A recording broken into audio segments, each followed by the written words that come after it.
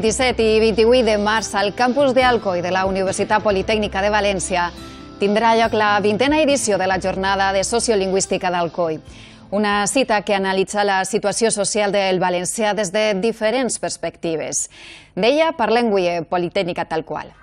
La Jornada de Sociolingüística compleix 20 edicions. La primera es remunta a l'any 1992 i des de llavors s'ha celebrat de manera quasi consecutiva fins a convertir-se en una cita tradicional i un referent en l'estudi de la situació social del valencià. Actualment, aquesta jornada, que té lloc al campus d'Alcoi de la Universitat Politècnica de València, està organitzada per diverses entitats com ara la mateixa UPV, l'Acadèmia Valenciana de la Llengua, l'Ajuntament d'Alcoi, la Delegació d'Alacant de l'Institut d'Estudis Catalans, el Centre Ovidi Montllor i la Coordinadora de l'Alcoià i el Comtat pel Valencià.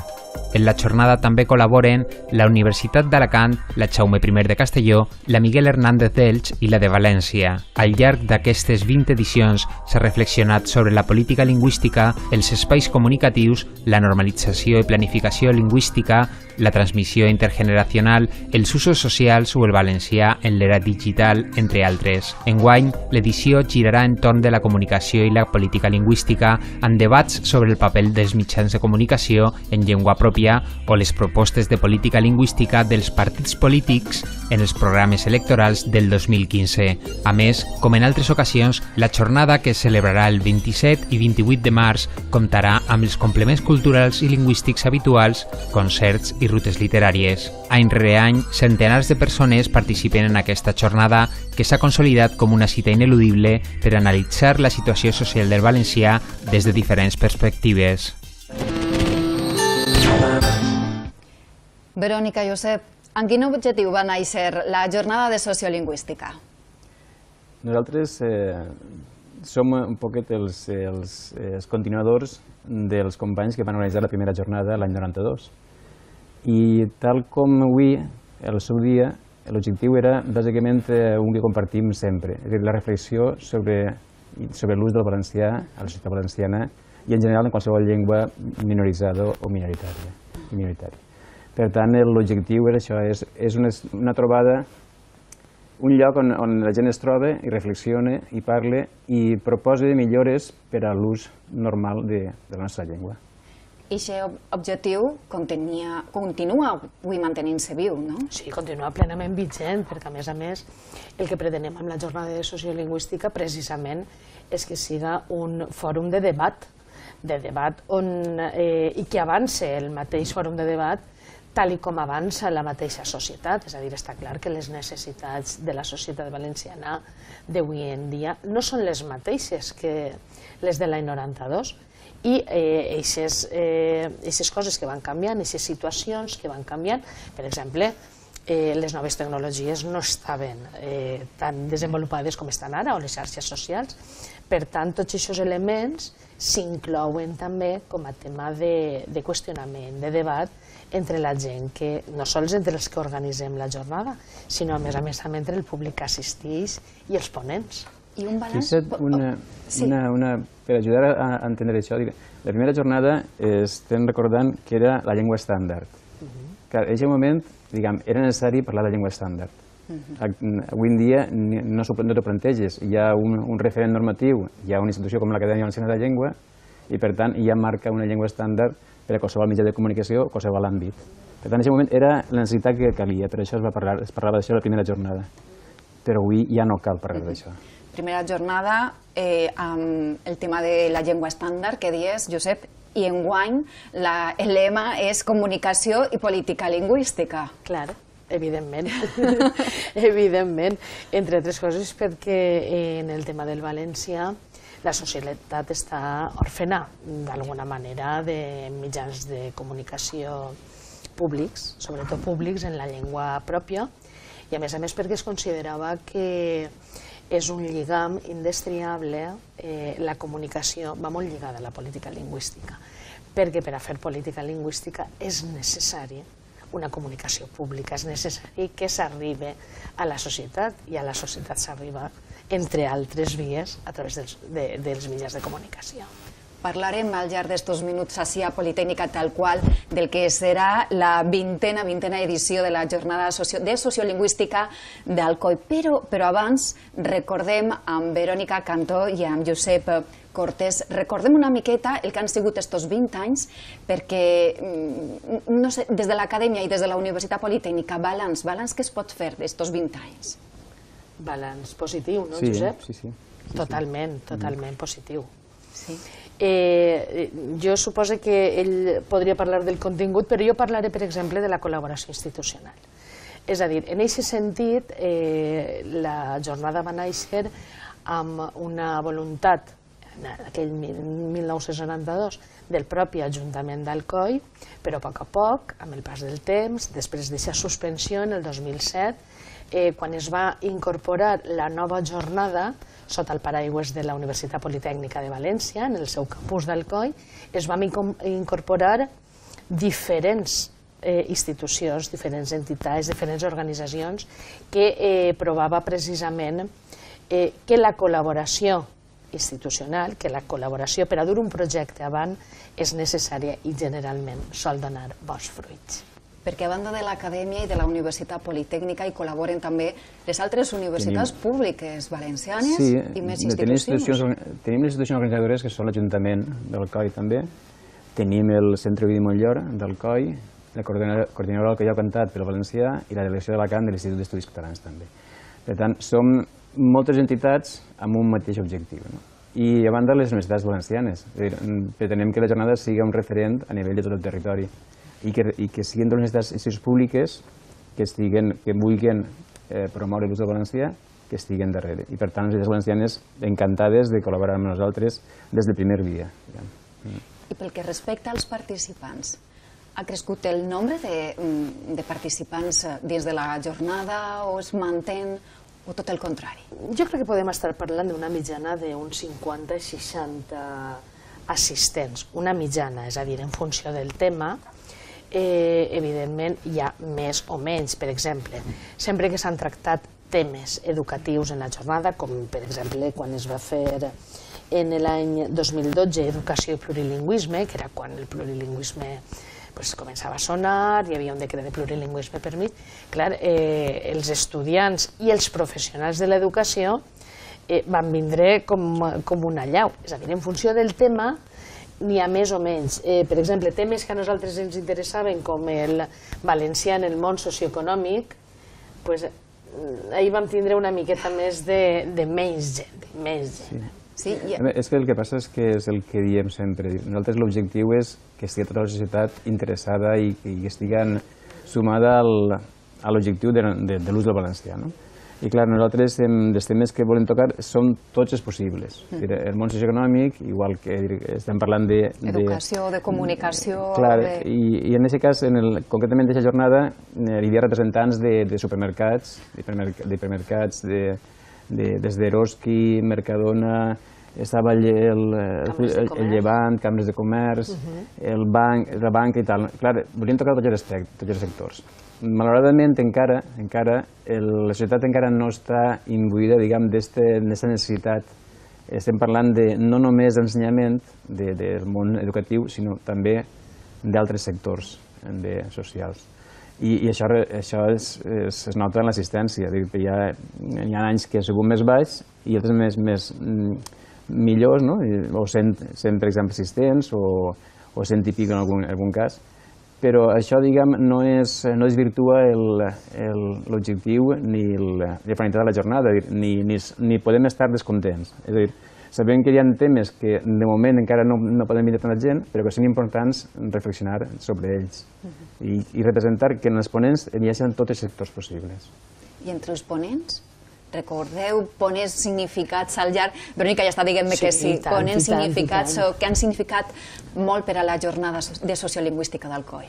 Mira, un dels ponents que a mi més no em va impressionar, però sí que realment va portar una novetat, que és una de les coses que ell estava treballant durant molt temps, a més perquè va ser la jornada de sociolingüística el primer espai on ell va acudir després de molts anys de silenci, va ser el gran sociolingüística Rafael Niñoles, per exemple. Rafael Niñoles, després de molts anys de silenci, el primer lloc on va vindre va ser a la jornada de sociolingüística d'Alcoi, però per ell han passat Vicent Partal, periodistes com Vicent Partal, Txelo Miralles, escriptors filòlegs com Toni Moyà, Ferran Suay, Joan Soler Camardons, Ansel Bodó, que és a dir, tots tenen una característica comuna, que és ser experts en la matèria de la que ho van a parlar, i ser experts des del punt de vista tècnic, és a dir, sense cap altre component, ni ideològic, ni polític, ni res, simplement ser experts des del punt de vista tècnic. Un incís, per a completar el que diu Verònica, sempre, si mirem els programes al llarg dels anys, sempre, no dic que no hagin estat, però sempre hem fugit un poc de ser el lloc on els polítics manifestaven el seu interès o manifestaven la seva ideologia. Pretenem que siguin experts, que siguin el més neutrals possibles, els més objectius possibles i no en funció dels interessos partidistes del moment. Sempre, potser alguna jornada hi ha hagut per això, però que sempre no és l'objectiu nostre, no és que sigui un aparador on vinguin els polítics a parlar-ne. Tot i que si hi ha algun càrrec d'administració que interessa parlar, sí que ve, però com a càrrec d'administració i no com a polític. Entre altres coses perquè el fet que siga la universitat, és a dir, un àmbit estrictament acadèmic, fa que el rigor i l'objectivitat en els plantejaments siga més necessari si cal, és a dir, i aquestes coses sí que s'han de tindre molt en compte a l'hora de programar. I es té en compte tot allò el que diuen els ponents que han passat per la jornada de sociolingüística, algunes idees, potser que poden donar tant a la universitat com a l'acadèmia com a la resta d'institucions que participen en aquest esdeveniment, en aquesta jornada? No sé si arreplegueu bé aquelles idees que diuen ells al llarg de les ponències? Jo crec que sí. Estem en un debat teòric i les institucions que podem fer alguna cosa sí que intentem aplicar aspectes que ens diuen. Una altra cosa és després en quina mesura o quin grau d'implicació pot tindre això. Però en principi jo crec que com a les entitats organitzadores estem oberts i intentem aplicar això. Si bé estem parlant de Rafael Niñoles, per exemple, o si ve Genís Roca, un gran comunicòleg, que és una de les conferències que més bé la gent se va passar, perquè és un comunicòleg però que molt bo. Sí que es refereix sobre les tecnologies, sobre la comunicació, i clar, te n'adones moltes coses que estan ahí i que si no les apliques o intentes aplicar-les, el passen ràpidament, perquè sí que hi ha coses que sí que les pots aplicar i altres depenen bé d'això, en quin nivell i quina mesura, però en principi, evidentment, és per això. L'objectiu final és que puguem aplicar les propostes, les diferents propostes.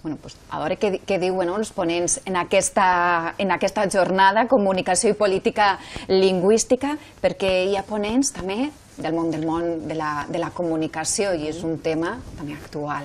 Què ens podeu avançar d'aquesta jornada? Per exemple, la conferència inaugural, que serà a càrrec d'una persona com Vicenç Villatoro, que entre altres coses, a més d'haver sigut director general de la Corporació de Ràdio i Televisió de Catalunya, ha sigut també el director del Ramon Llull, per exemple, és a dir, una persona totalment, a banda d'un magnífic escriptor, una persona totalment experta en l'àrea de què parlem, o la presència de periodistes com Amàlia Garrigós, com Esperança Camps, com Eugènia Alemany, i també d'especialistes, Josep Gifreu.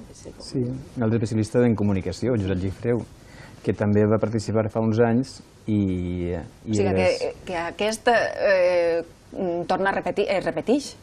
Sí, però no hi ha tantes repeticions. No? Això ara si vols ho comentem, no? Però per comentar el que estem dient de periodistes, clar, la comunicació enguany té un pes important, però allà han passat també. I evidentment no podíem fugir que hi ha una televisió que ha deixat d'emetre les circumstàncies administratives respectables i no assumibles, en el meu cas, però que és un tema d'actualitat.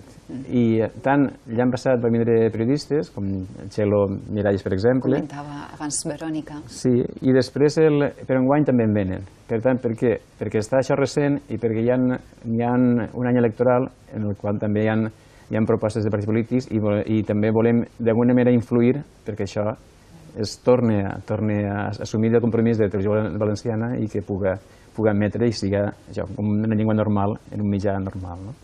Per tant, això, en l'àmbit de la comunicació dels periodistes, és normal que n'hi hagi. Però l'ús de la llengua pròpia en els mitjans de comunicació continua sent una assignatura pendent? Totalment, totalment. És a dir, no sentiràs mai, jo crec que no sentiràs mai a una persona que fa del valencià el seu treball o la seva ocupació que estigui contenta amb l'ús que n'hi ha. És a dir, sempre demandarem més perquè realment els que treballem en el tema sabem que l'ús de les dues llengües oficials disten molt l'un de l'altre. I això repercuteix en la percepció social precisament de la llengua minoritària, que no oblidem que és la pròpia. És a dir, l'altre és oficial, el castellà és oficial, però el valencià és la pròpia d'esta terra, i això és un concepte importantíssim que a més sanciona l'Estatut. I això què implica? Que s'ha de protegir, que s'ha de difondre i s'ha de fer en tots els àmbits. I en això la responsabilitat és des del govern, han d'intervindre les universitats, l'acadèmia per descomptar, les institucions públiques, les institucions privades, fins a arribar a la societat. Però s'ha de veure l'interès que hi hagi per fomentar precisament la llengua pròpia. Des de la universitat sí que es fan accions precisament per a fomentar l'ús de la llengua pròpia. Sí, però encara tenim molt a recórrer. Hi ha una decisió i un compromís a nivell institucional de foment de l'ús del valencià, però encara hi ha molts àmbits, molts aspectes millorables. És a dir, la tasca que fan els serveis lingüístics, no el nostre, però és igual, qualsevol servei lingüístic de qualsevol universitat, és important i la institució recolza i ajuda a tot això. Però després hi ha àmbits com el tema de l'adolescència, que hi ha universitats que més avançades que altres, però encara hi ha molt de camí per recórrer i diguem, moltes complicacions que caldria un compromís per part de tots els agents implicats, en aquest cas la universitat. El cas també de la universitat serà també el cas dels propis col·lectius, en aquest cas els estudiants, perquè no sé si més o menys un percentatge d'estudiants que parlen el valencià. És el mateix percentatge que el social.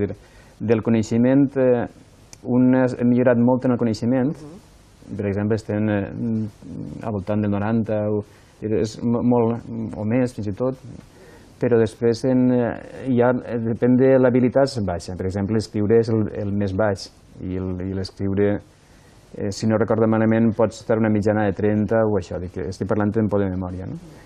Però dic que com a primer coneixement, conèixer el valencià, entendre'l, el nivell és molt alt. Per tant, si el nivell és molt alt d'enteniment, és persones potencialment receptives a qualsevol manifestació, qualsevol classe que sigui en valencià. Per tant, és molt el que és això. Una altra cosa, després hi ha el tema de parlar-lo o escriure'l, que és inferior, però hi ha un camí important, però que hi ha una base molt alta.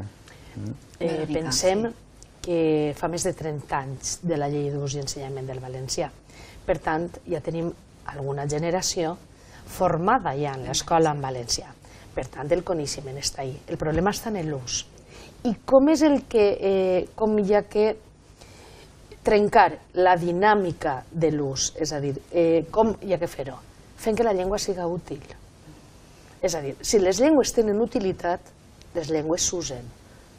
Si des de la societat es percep que no hi ha utilitat per parlar en valencià, perquè poden expressar-se perfectament en una altra llengua i els entenen, i no n'hi ha... És tan senzill com entrar a un lloc i dir bon dia.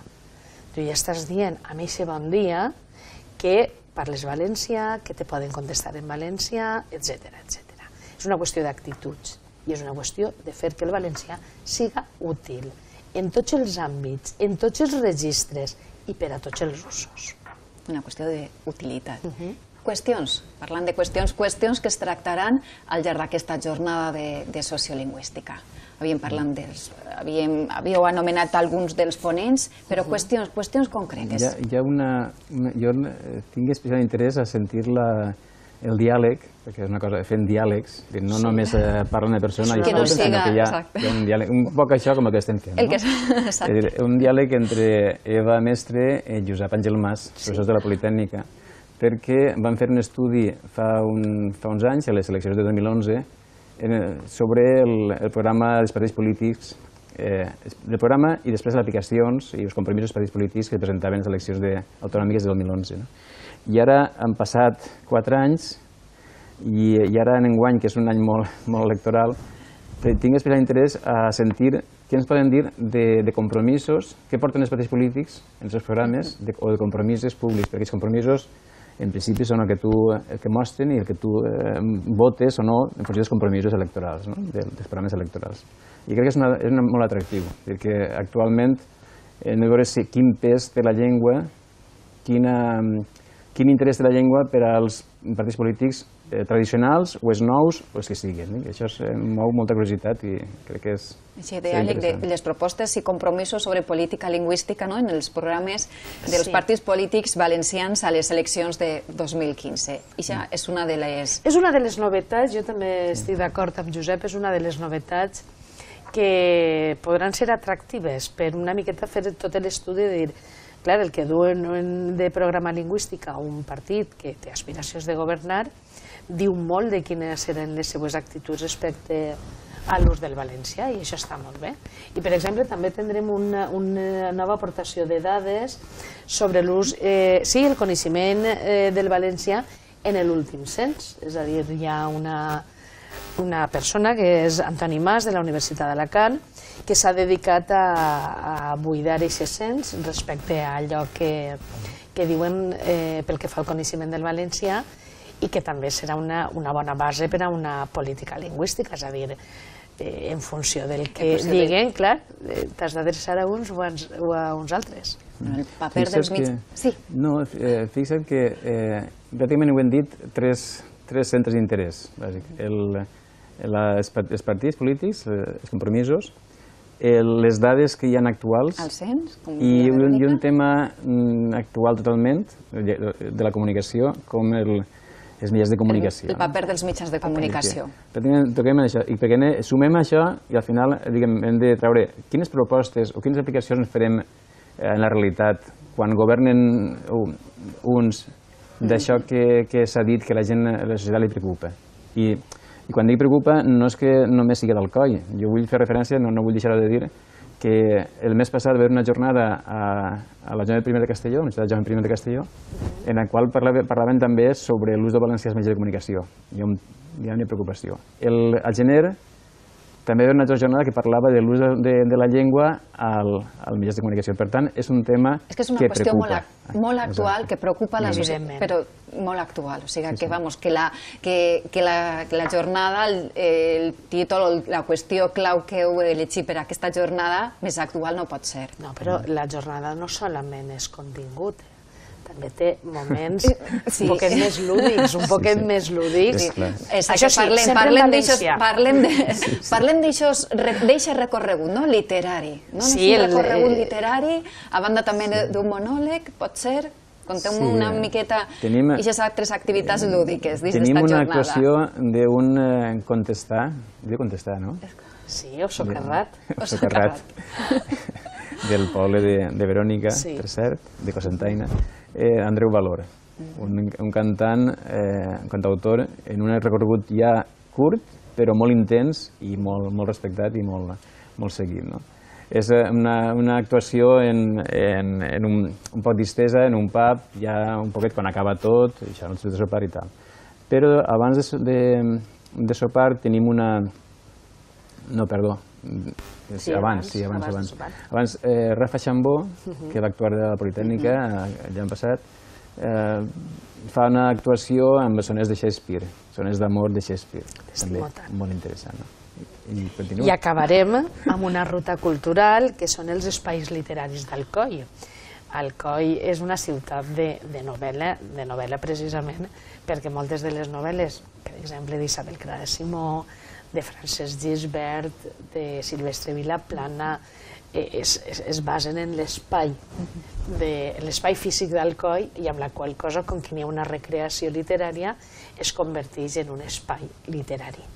I serà una ruta, jo crec que serà una ruta pel modernisme, per la part més antiga de tota la part d'Algeciras, o sigui, hi ha la part un poquet més medieval. La veritat és que les poquetes restes que n'hi ha seran les que aniran descobrint de la mà d'una periodista com Esther Vizcarra i sobretot d'un escriptor com Francesc Gisbert, que és, entre altres, a banda de ser un escriptor d'èxit, té una novel·la fantàstica que se basa en Alcoi, que es diu Els lluitadors, de la qual aprofito per recomanar la lectura.